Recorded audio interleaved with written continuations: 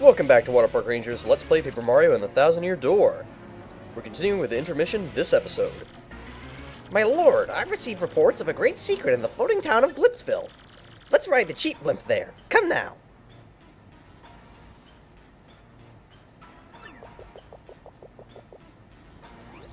You there, 2 tickets. 1 great and evil king, and 1 sweet young thing. Good gravy! Bowser, the evil king, and a deluded old hag. Life's too short! What did he just say? Hey, come back here, you impudent little cheapskate.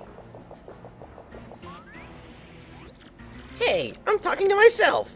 Where'd Lord Bowser go?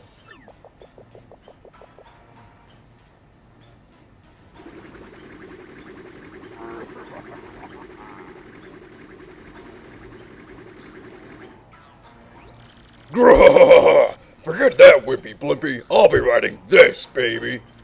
I snuck into Glitzville once before, so I know the way. No problemo. You go easy on your old limbs and take the slow ride on the blimp, Grandma.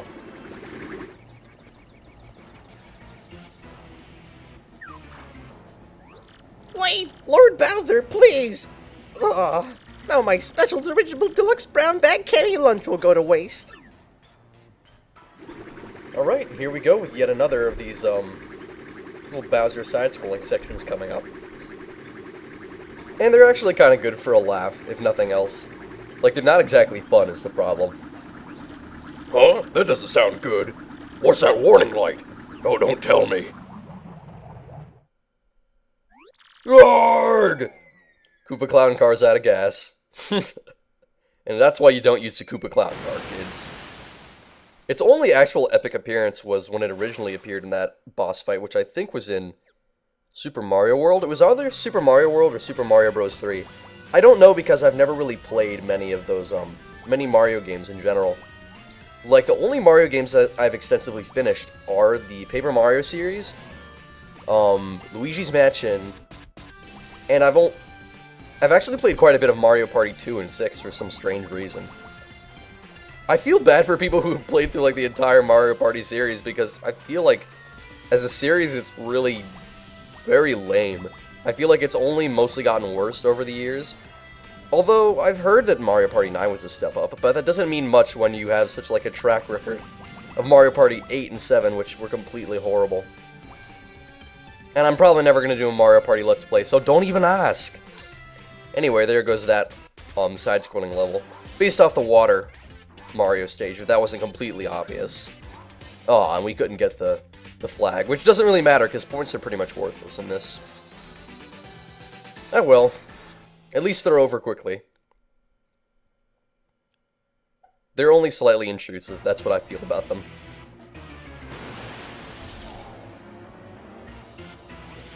Ugh.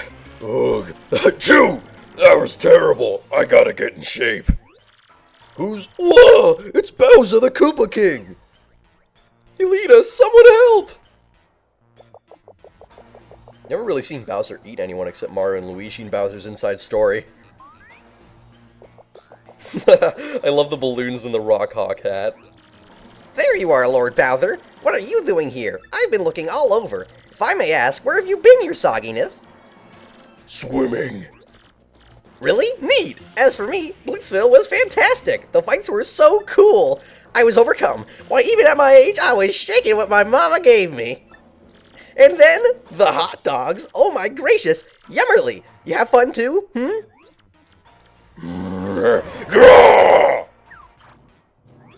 Lord Bowser, is that a no?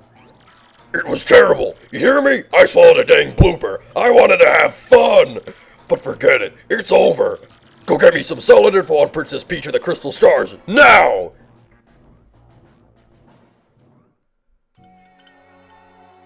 And back to our heroes. I can't believe it was a fake Mario all that time, so we were all fooled. I'm so sorry, Mario. After all you've done for our town, did we hurt your feelings? Maybe a little. Well, alright. It's okay to be in touch with your feelings. So then, you've brought a shining ray of light to our dim little town. Twilight Town thanks you.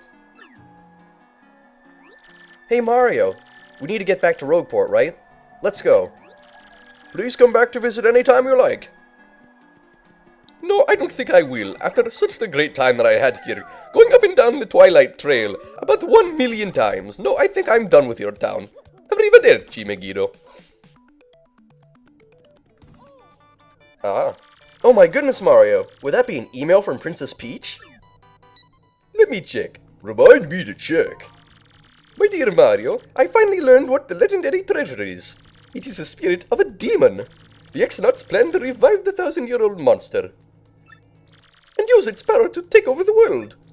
They're collecting the crystal stars so they can open the 1,000-year door. They'll find this demon spirit, but the only thing that can keep it locked away is the crystal stars themselves. You must not let them get the crystal stars. Please, Mario, you must put a stop to their horrible plans. Princess Peach. An ancient demon spirit? So it would seem. Suddenly shit just got real. We're dealing with demons in a Mario game. So anyway, it's finally been revealed what that treasure behind the 1,000-year door is. As for what implications that will have in the future, time will only tell. Anyway, that right there is the gradual syrup, and this here is the gradual shroom. Two items I would actually recommend avoiding altogether. The reason why is you can't use them except in battle, to my knowledge. I'm not even sure if you can sell them, to be perfectly honest. So they just clutter up your inventory space. I mean, the effect they have is pretty good. What the gradual syrup does is when you take it, it's gonna replenish your FP gradually for a while during the fight, for a few turns probably. Like 7 or 8 turns, like it's a really good item. And the same with the gradual shroom, only replenishes your HP for the same amount of time. The problem with this is you really have to plan out when to use it, and so until then, it's going to be taking up space that you could be using for just about any other item, and I prefer using other kinds of items. That's one thing I've noticed about my playstyle of this game, especially watching other people play through it, is that I tend to have a much more straightforward way of playing. Even when I'm doing a run that uses more BP, like in this run, I tend to not go out of my way and use a lot of status ailments or very specific items. I just tend to do things that dish out a lot of damage. Like, I just a lot of damage. That's pretty much just what I go for. Anyway, there's a new location on the map. This is a pretty good chapter coming up here. It just reeks adventure. Because it's on an island, and islands are really great. You know, Wind Waker had a ton of islands, and that was one hell of an awesome adventure. Alrighty then. We'd better hurry, don't you think? We should go up to the professor's office. I'm guessing that whenever they get a new party member, all the existing party members have to brief the new one on all the things that they do on a daily basis. Basically the constant cycle of visiting the door and professor and getting a new star. What?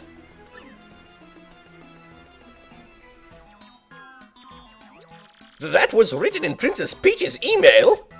The legendary treasure is actually the spirit of an ancient demon, and those fiends want to use the power of the crystal stars to resurrect it? How bone-chilling. Sadly, it does seem to be consistent with what I've uncovered. What have you found out, Professor? This is rather long, so you'd best listen well. Are all of you ready? And you there, in front of the TV, you listen up too. Maybe I'm missing something. Are you talking to no one? Oh, never you mind. Don't worry about such trivial details. Just listen. The great cataclysm that I read about in that book may well refer to this demon. It says that a monster destroyed a large town that once stood on this very area. It also says that the 7 crystal stars were actually created by this monster. And that this thing used the power of the crystal stars to try to control the world. According to this book, the demon was defeated in the end by 4 heroes. But only the beast's physical form was destroyed. Its spirit could not be eradicated. Sauron, is this you? So the heroes used the crystal stars which they had stolen from the demon, and they cast the evil beast into the depths of the vast maze and sealed the exit. From this, I gather that the crystal stars cannot distinguish good from evil. So if they're all united, they could either seal away or resurrect the demon. It seems that those who wield the crystal stars determines if they're used for evil or good. I guess we ought to consider not collecting the crystal stars then. It would be awful if we found them all, only to have them stolen for evil purposes. Does anyone think it might just be better to destroy them once and for all? That was my first thought too, but further research suggests we can't do that. There's a slight possibility that the Thousand-Year Door is weakening. It seems the crystal stars hold the power to seal the beast for 1,000 years. So once 1,000 years pass, the power to keep the door sealed shut will fail. And unfortunately, this year may be the 1,000th year. Bad luck, huh? The fact that those goons want the stars now may be coincidence, but maybe not. In other words, we must be ready for the demon's return, even if the Exnauts fail. Oh, I guess we'd better find the rest of the crystal stars then, huh? Where do we start? According to the map, it appears to be somewhere on Keelhaul Key. Keelhaul Key? I'm none too familiar with the place, but I've heard countless unsavory rumors. You know, the usual stuff. Vengeful spirits full of hatred, evil curses, things like that. I'm sure the sea salts down by the harbor know more. You should head there first. Alright, so it looks like we've got our heading. We have our heading. Set a course for that way direction. But before any of that happens, we're gonna revisit Merlon. I'm always about to call him Merlin. Ugh. Honestly, it sometimes annoys me, the puns that the Mario series does, because they're, like, not even trying. Like, Merlon, Merlin, Spider, Piter, ugh. Stuff like that just annoys me. Like, I'm alright with puns, but they have to be at least somewhat clever. Oh my god, Merlon, Merloff. That would be amazing. Just like Merlon's sprite just blackened out, Merloff. Kind of like near quad, far quad, wherever you are quad. Oh my god, I can't get enough of that. Anyway, now that we have Vivian in our party, we're actually going to have some new things to accept, some new missions. So, we got this one here for an elusive badge, but also this one about a legendary cookbook. Now, the legendary cookbook one is one that I care about a little bit more, so we're going to take that right now.